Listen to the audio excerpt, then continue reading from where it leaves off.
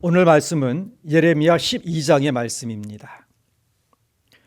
12장에서는 예레미야가 하나님께 항의를 하듯이 질문을 합니다. 1절 하반절입니다. 내가 주께 질문하옵나니 악한 자의 길이 형통하며 반역한 자가 다 평안함은 무슨 까닭이니까. 유다의 말기에 참으로 사회는 부패하고 법도 질서도 다 무너진 때입니다. 악한 자들이 더욱 기승하며 형통하는 것처럼 보이고 의인들은 그렇게 까닭도 모르고 비명행사하거나 그렇게 신실하게 살고자 하는 사람들은 모든 것을 빼앗긴 채로 거리로 내몰리는 그러한 일이 다반사로 일어나는 때입니다. 묻는 겁니다. 하나님께 악한 자들이 멸망받지 않고 오히려 그들의 길이 형통한 이유는 무엇입니까? 몰라서 묻는 것이 아니고 하나님께 다시 스스로 보는 것을 확인하기 위해서 묻고 답하는 형식입니다. 그리고 그 악한 이들이 그렇게 악을 향해서 거침없이 달려가는 근원적인 이유를 예레미야는 이렇게 하나님께 아뢰는 겁니다. 12장 2절의 하반절입니다. 그들의 입은 주께 가까우나 그들의 마음은 머니이다. 그 악한 이들이 입으로는 믿음이 있다고, 입으로는 하나님을 사랑한다고, 겉으로는 예배에 참석한다고 하고 있지만 실제 그 마음속에는 하나님이 없는 것 잘 아시지 않습니까? 이대로 내버려 두시겠습니까? 라고 하나님께 묻는 겁니다. 4절의 말씀 표준 세번역으로 읽겠습니다. 이 땅이 언제까지 슬퍼하며 들녘의 모든 풀이 말라 죽어야 합니까? 이 땅에 사는 사람의 죄악 때문에 짐승과 새도 씨가 마르게 되었습니다. 사람들은 자기들이 무슨 일을 하든지 하나님께서 내려다보시지 않는다고 말하고 있습니다. 무슨 말입니까? 악한 자들의 죄악 때문에 하나님께서 그들을 징계하시느라고 유다 땅에 가뭄이 들고, 가뭄이 들으니 기근이 들고, 그리고 먹을 것이 없으니 짐승과 새들까지 씨가 말라버리게 되지 않았습니까? 탄식하는 겁니다. 그리고 그 악한 자들이 그렇게 기승을 떠는 이유, 마음껏 죄를 짓는 이유, 죄를 짓고도 발벗고 사는 이유, 하나님을 무시하기 때문 아닙니까? 어떤 죄를 짓더라도 내려다보시는 하나님이 없으니 마음 편하게 죄를 짓는 것 아닙니까? 이렇게 하나님께 여쭈고 있는 겁니다. 하나님께서 말씀하십니다. 5절 하반절 요단강물이 넘칠 때는 어찌하겠느냐 하는 겁니다.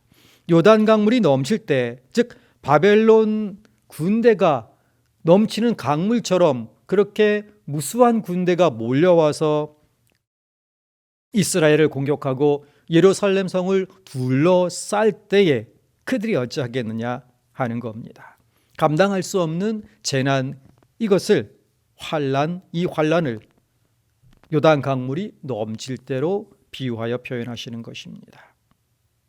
이 시기에, 이 말세 때에 하나님의 백성이 어찌해야 하는지 하나님께서 주시는 말씀 6절의 말씀입니다.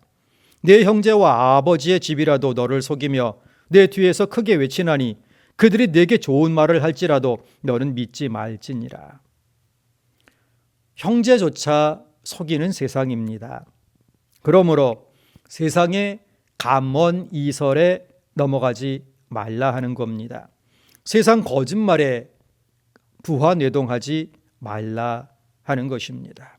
하나님께서 진행하시는 일이, 하나님께서 주신 말씀이 쓰면 쓴 대로 받고 어려움은 어려운 대로 감당해야 하는 것이지, 듣기 좋은 말, 또 보기 편한, 귀가 솔깃하는 그런 일들에 이제 받아들이고 휩쓸리고 부안해동하지 말라 하는 것입니다. 그러므로 말세지 말에는 더욱더 분별력을 가지고 오직 하나님 앞에 서서 성경 말씀에 근거하여서 모든 것을 판단해 보아야 합니다.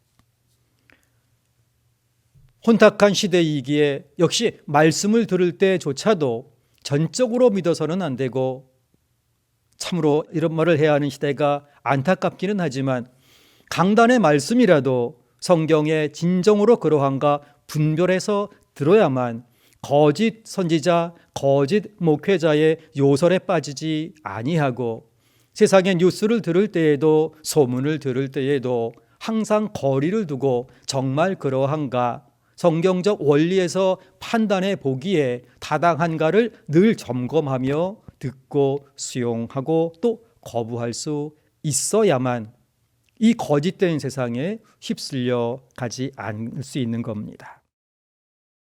말세의 성도가 가져야 할 지혜, 오직 하나님만 믿음의 대상이고 사람은 결코 믿음의 대상이 아닌 사랑의 대상이다. 이것을 기억해야 합니다. 교회의 리더십에 대해서든 국가, 사회의 리더십에 대해서든 결코 사람은 믿음의 대상, 추종의 대상이 되어서는 안 된다 하는 것이지요. 하나님 말씀 따라 살면 살고 사람 따라 살면 죽는다.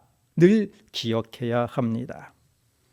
공중 권세자가 세력을 떨치는 세상에서는 하나님 말씀대로 살려는 신실한 사람을 모함하고 핍박하고 죽이려 합니다.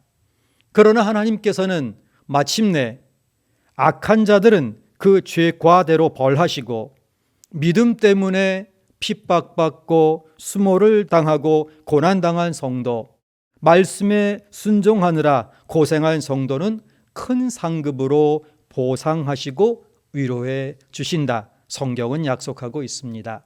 이사야 62장 11절의 말씀입니다. 여호와께서 땅 끝까지 선포하시되 너희는 딸 시온에게 이르라. 보라, 내 구원이 이르렀느니라. 보라, 상급이 그에게 있고 보응이 그 앞에 있느니라 하셨느니라.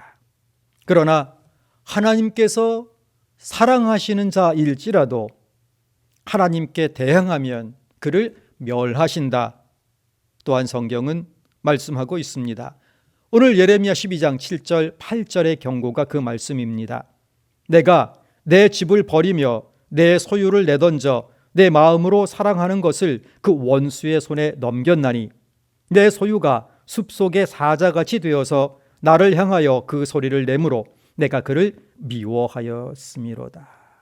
하나님께 대적하면 하나님께서 미워하시며 하나님께서 버리시며 하나님께서 원수의 손에, 즉 사단의 손에 넘기신다 하는 경고의 말씀입니다.